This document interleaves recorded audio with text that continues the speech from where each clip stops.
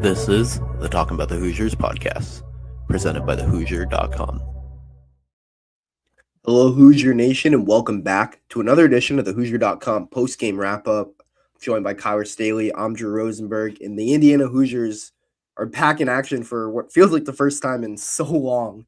And they took down Washington as they got Big Ten play started once again, 90-80, to improve to 2-1 in the Big Ten standings. Tyler, overall, I guess, what are your initial takeaways from this game? Yeah, it feels weird to have Indiana basketball back. It does feel like it's been 2 months since we've seen them play, but you could easily tell that break was much needed for them because I felt like they came out with fresh legs, especially when you look at Connor Enright and Tate Conway, those guys that really kicked off the game for Indiana, stepping up. You know, Indiana started off 5 from 5 from three. 3 of those threes came from Tate Conway, and 2 of them came from Connor Enright, 2 guys that just you don't necessarily expect them to shoot the ball at that high level.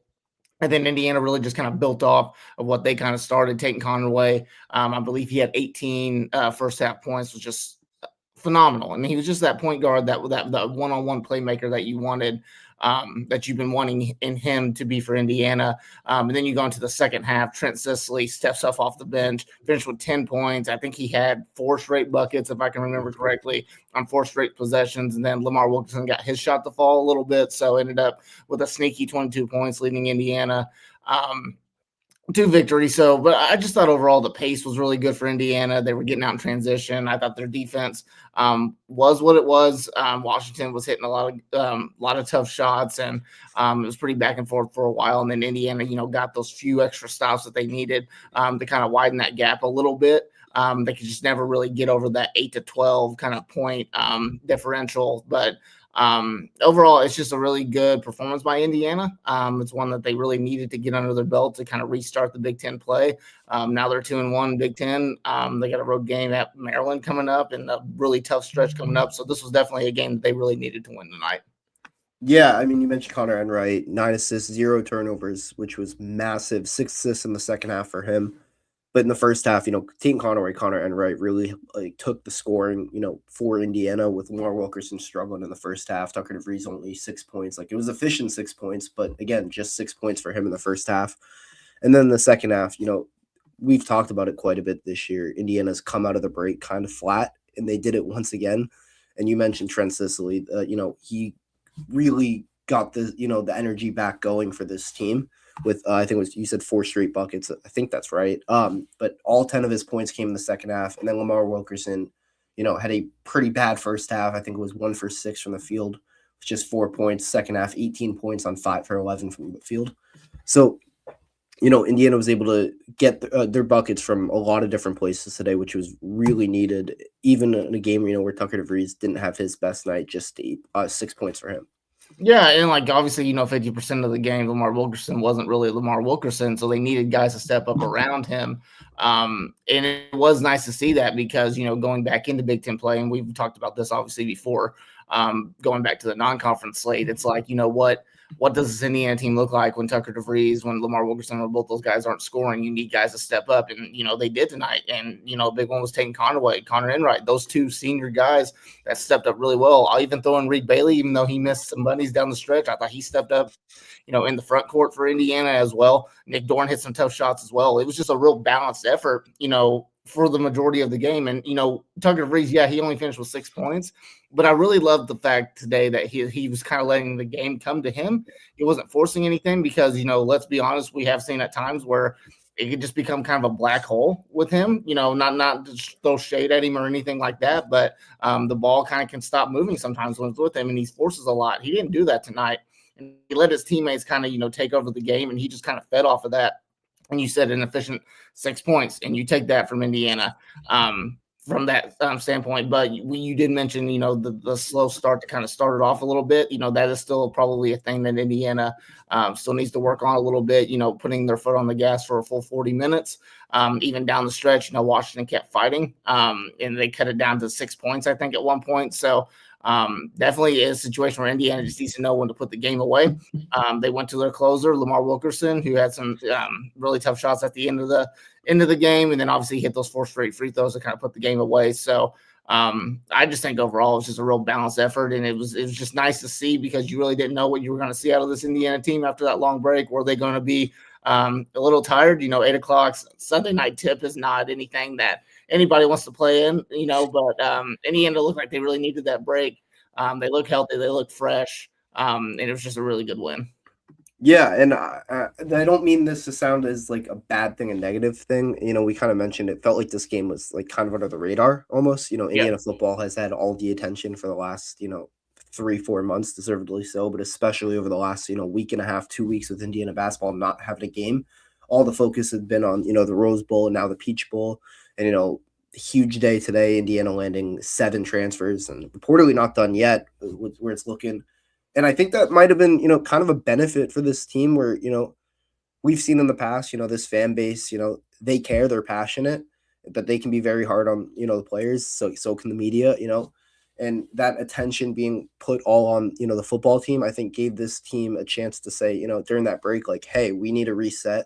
We've done some things that have worked, the offense has looked a lot better, but, defensively, especially on the glass, we need to be better. Coming out of second half, we need to be better. And I think that could be something that could benefit them moving forward into the season, having, less of the microscope on them and more on the football team is, it's year one for Darren DeVries and this program trying to, rebuild or not rebuild, but build what DeVries is trying to start and not having that, the immense pressure that Indiana basketball usually has. Yeah, and absolutely. I agree 100%. I think Coach DeVries kind of came in at the right time for Indiana because, let's be honest, the Indiana fan base can be pretty intense, right? When, the years, we'll go back, as early as 3 years ago, like, the football season ends quite early. And then Indiana wants to focus all Indiana fans want to focus all in on the basketball, and things aren't going well. They're going to be hurt. They're going to get on Twitter. They're going to be harsh on this team. And I think the best thing about, Coach DeVries right now is like, the fan base does have a little bit of patience right now just because of how well Indiana football is doing. Like they're getting ready to play in the Peach Bowl and potentially in the national championship. It allows Coach DeVries, kind of work in silence with his team, and they can improve. These last 2 weeks, you hardly heard a peep of what was going on in the basketball program. It was just strictly all football. And like you said, that really benefits them. And it showed tonight, obviously, Indiana is not a perfect team, coming off of the break. Defensively, they're still a little iffy because obviously Washington got hit a lot of shots tonight, 80 points. That's something you really don't want to do because you're not going to win a lot of games with a team scoring 80 points on you, but they did tonight. So they kind of shot their way out of, a potential loss at home. But, coming up, you look at that stretch that they've got coming up. You got a road game at Maryland, which that's going to be a tricky game. Indiana hasn't shown that they can win on the road like that yet, so you don't know what you're going to see out of them. And then you got Nebraska coming up at home, which is another big opportunity for them to get a potential, AP top 25 win. So a lot of opportunities for Indiana, but at the same time, there's a lot of challenges too coming up. So you got to win the games that you're supposed to win, like tonight. You got to protect home floor, and you just got to rack up some wins, hopefully on the road, to be able to kind of strengthen that NCAA tournament resume. Yeah, I know I'm looking ahead right now, but that Nebraska game, I don't know what it is. I feel like that's the game Indiana's going to win. It just, I don't know. Like, I think for me, looking at the game, the Assembly Hall effect is real. The students are going to be back on campus by that point. I think it's the first home game with students back on campus. It's the day after. Could have a possible hangover game, though, because Indiana football plays like Friday night. So, and that Saturday game's at noon. Yeah, I guess, but it's also, I just don't see Darren. I don't know. I think they come out ready to go. I think if Indiana can win on Wednesday at Maryland, kind of build some momentum and stuff, I do think that a lot of fans are going to really focus in on the Saturday game. If they do lose at Maryland, I think it's going to be kind of like that Minnesota loss, right, where they just really don't. They're just kind of flatline a little bit, but. I think Wednesday's game is just super important, just for Indiana to get momentum, so they can go in on Saturday, have a chance to really rally off three straight Big Ten wins, especially against a team like Nebraska, who's playing like a potential Final Four caliber team. Yeah, I think Miles Bryce's revenge game too, so that should be a fun one for Indiana fans. How about Bryson Tucker tonight? 11 points, 4 of 6 from from the field, so he had a pretty solid game in his return to Assembly Hall. Yeah, I mean, we saw what I feel like we kind of all knew what Tucker was. Pretty good playmaker. Like he had a couple. There's a couple plays he could have had assists. Like got like his teammates open for good looks that were missed. The mid range was falling for him. I think the biggest thing for him with Indiana was there was zero spacing last year, and for a guy that primarily works out of the mid range, you need spacing around him. If he was on a roster like this, I think it would work better. But then again, I don't really think he fits Darren DeVries' system that much. As good of a player as he is. Yeah, he's just not really a guy that can stretch the floor consistently beyond the 15-foot marker. I mean, he's money from that 15-foot range, but you get the three. He did go 1-on-1 for three, but he's just not going to shoot a high volume of threes like you would want, if you were in Coach DeVries' system. But I do think he's in a good spot with Washington. I think he'll benefit really well there, and he'll end up being, one of their top guys, probably as the season kind of progresses with them.